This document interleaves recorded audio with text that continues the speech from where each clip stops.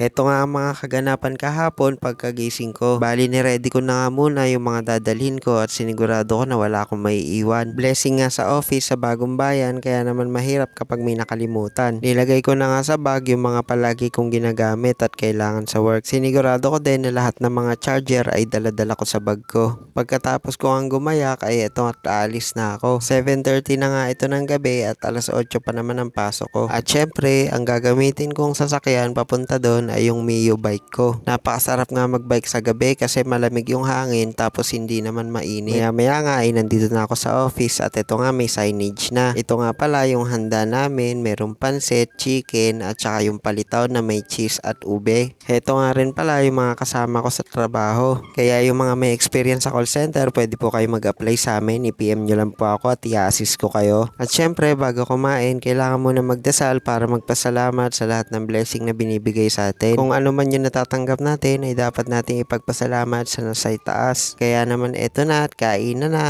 Yun lang guys. Thank you for watching.